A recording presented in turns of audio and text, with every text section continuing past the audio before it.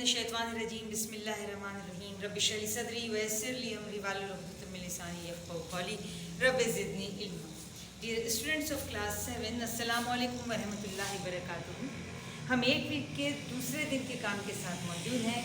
Geometry में हम इन दिनों कॉन्ग्रेंट और सिमिलर फिगर की बात करते थे। कॉन्ग्रेंट मुतमासिल और सिमिलर एक जैसे। आप अच्छी तरह जान चुके हैं कि whenever the two figures have the same shape and same size they are called congruent या मुतमासिल। ठीक है। और अब हम आज बात करेंगे ट्रायंगल्स के हवाले से, properties of congruent triangle.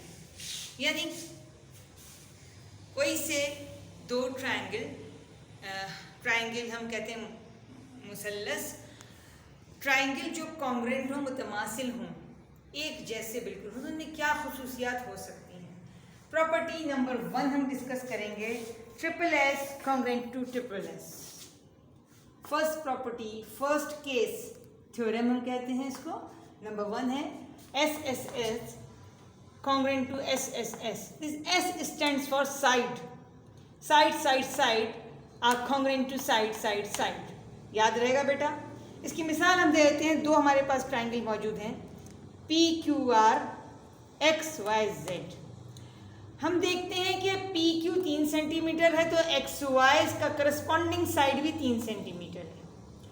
Q R 4 centimetre है तो वाई जेड भी 4 सेंटीमीटर है। इसमें पी आर 2 सेंटीमीटर है तो इस ट्राइंगल में एक्स वाई एक्स जेड भी 2 सेंटीमीटर है। यानी इसकी तीनों साइड्स, एक करस्पॉन्डिंग साइड्स कॉन्ग्रुएंट हैं। तो अगर किसी दो ट्रायंगल की तीनों करस्पॉन्डिंग साइड्स कॉन्ग्रुएंट होंगी तो वो दोनों ट्रायंगल भी कॉन्ग्रुएंट होंगी। इसको एक्सप्लेन हम इस तरह से करेंगे। Triangle P Q R has 1-to-1 correspondence, एक से दूसरे की मुताबिकत होना। 1-to-1 correspondence with triangle X Y Z. Triangle P Q R has 1-to-1 correspondence with triangle X Y Z as under. कैसे देखें बता रहे हैं हम। पहले स्टेप पे पी क्यू 3 सेंटीमीटर तो एक्स वाई भी 3 centimetre. Measurement line segment P Q is equal to 3 centimetre, measurement line segment X Y is equal to 3 centimetre. Therefore जब दोनों का मेजरमेंट बराबर है तो क्या हो गया बेटा, P Q is congruent to X Y.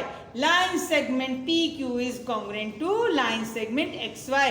यानी पहली एस जो था, पहला एस साइड, वो कॉन्ग्रुएंट हो गया। दूसरे स्टेप पे measurement line segment P R is 2 centimetre, measurement line segment x Z is 2 centimetre, P R x Z. तो इसका मतलब है कि ये भी कॉन्ग्रुएंट हो गया। ठीक है बेटा, समझ आ रहा है आप लोगों को। इसी तरह से P R is congruent to X Z, तो ये दूसरी साइड, दूसरा एस कवर हो गया बेटा, कॉन्ग्रुएंट हो गया। तीसरा Q R is 4 centimetre and Y Z is 4 centimetre. Q R is 4 centimetre, Y Z is 4 centimetre. तो तीसरी साइड भी कॉन्ग्रुएंट हो गई, तीसरा एस भी कवर हो गया। देख लीजिए 3 सेंटीमीटर 3 सेंटीमीटर के साथ, 2 2 के साथ, और फिर आपने देखा 4 4 के साथ मुताबिकत रखते हैं। 1-to-1 करस्पॉन्डेंस है इन तीनों में। हेंस लिहाजा क्या हो गया, P triangle P Q R is congruent to triangle X Y Z. S S S is congruent to S S S. एक प्रॉपर्टी हो गई, मैं उम्मीद करती हूँ समझ आ गई होगी। अगली प्रॉपर्टी की तरफ चलते हैं। यहाँ था एस एस एस, अब है S A S, side angle side. यानी अगर किसी दो ट्रायंगल की तीनों साइड कॉन्ग्रुएंट होंगी तो वो ट्रायंगल्स भी कॉन्ग्रुएंट होंगे। अब इसी तरह अगर किसी दो ट्रायंगल की 2 साइड और एक एंगल कॉन्ग्रुएंट होगा तो वो दोनों ट्रायंगल भी कॉन्ग्रुएंट होंगे। यहाँ हमें एग्जांपल दे दी गई है। Triangle P Q R has 1-to-1 correspondence with triangle X Y Z as under. P Q R जो है ट्रायंगल, वो मुताबिकत रखता है ट्रायंगल एक्स वाई जेड से। 1-to-1, एक से एक की मुताबिकत, 1-to-1 करस्पॉन्डेंस रखता है। नंबर 1 यहाँ एस है साइड, तो measurement P Q is equal to 2.5 centimetre, देख सकते हैं आप। तो इसके कॉन्ग्रुएंट क्या है बेटा, line segment X Y is equal to 2.5 centimetre. ठीक है, दोनों के मेजरमेंट सेम है तो ये दोनों P Q is congruent to X Y. ये हो गया बेटा, ठीक है। अगले स्टेप पे आप देख सकते हैं angle P is equal to 70 degree, तो यहाँ angle X is equal to 70 degree. ये 70 है तो ये भी 70 है, तो इन दोनों एंगल में भी 1 to 1 करस्पॉन्डेंस मौजूद है, लिहाजा ये हो गया angle angle P is congruent to angle X। तीसरा इसमें तीसरा S है, तो तीसरा मेजरमेंट साइड का देख लीजिए, PR is congruent to XY because both are of 3 centimetre. line segment PR is 3 centimeter, line segment XZ is 3 centimeter, PR is congruent to XZ side है, इसी तरह hence PQR is congruent to XYZ, SAS is congruent to SAS। यानी अब इसी तरह से तीसरा property में अगर किसी दो ट्राइंगल के दो एंगल और एक साइड का मेजरमेंट कॉन्ग्रुएंट होगा तो वो दोनों ट्राइंगल भी कॉन्ग्रुएंट होंगे। यहाँ मिसाल दी गई है, triangle PQR has 1 to 1 correspondence with XYZ as under पहला angle Q is 50, the angle Y is 50, angle Q is 50, angle Y is 50, therefore angle Q is congruent to angle Y। आप देख सकते हैं ये एंगल भी congruent हो गया, यहाँ ये वाला एंगल कॉन्ग्रुएंट हुआ था। अच्छा जी, इसी तरह से तीसरे स्टेप पे दूसरे स्टेप पे साइड को देखना है। ये साइड 6 सेंटीमीटर है, ये भी 6 सेंटीमीटर है। PQ is 6 centimetre, XY 6 centimetre. देखिए यही चीज लिखी हुई है, measurement line segment PQ 6 centimetre, measurement line segment of XY is 6 centimetre. Therefore PQ is congruent to XY। This PQ is congruent to XY। दो चीजें हो गई। तीसरा फिर एंगल बता रहे हैं, angle P is 65, angle X is 65, तो दोनों कॉन्ग्रुएंट हो गए, तो angle P is congruent to angle Y, hence PQR is congruent to XYZ, तो ASA। Last but not least RAS, right angle, hypotenuse and side, which basically show the base।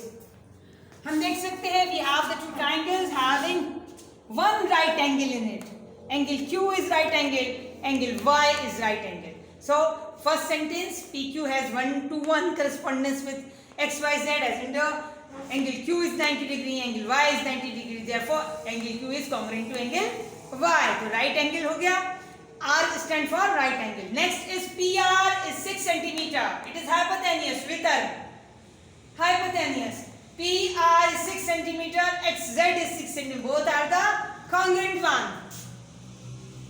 Are you getting beta? The second step H hypotenuse, PR 6 centimeter, XZ is 6 centimeter, so PR is congruent to XZ। Last but not least the side, the base, this one, QR is 3 centimeter, YZ is 3 centimeter, so both are the congruent one, side or means base is congruent to the next one, QR is congruent to YZ, and hence PQR is triangle is congruent to triangle XYZ or RHS। अब आप अपने याद रखना है triple S, SAS is congruent to SAS, ASA is congruent to ASA, RHS is congruent to RHS। अब हम आते हैं अपने रिटन वर्क कॉपी के काम की तरफ।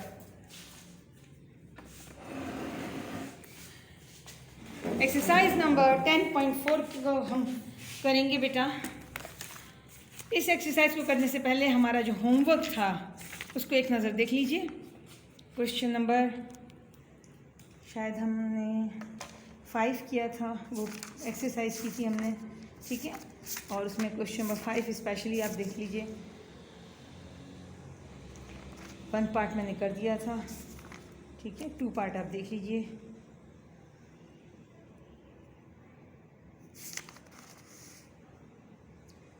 किस तरह से हमने एक्स और वाई की वैल्यू निकाली है, अपने काम को चेक कर लीजिए बेटा। इसी तरह से पार्ट 3 क्वेश्चन नंबर 5 का वो भी चेक कर लीजिए आप। वाई और एक्स की वैल्यू में मालूम करनी है, तरीक़ाकार आपको सिखा दिया था मैंने। वाई की वैल्यू 6 आ गई, एक्स की वैल्यू 6 आ गई, वाई की वैल्यू एक्स, वाई की वैल्यू 8 आ गई, ठीक है बेटा। अब हम आज के काम की तरफ आते हैं। एक क्वेश्चन आपको समझा देते हैं, बाकी काम आप खुद करेंगे।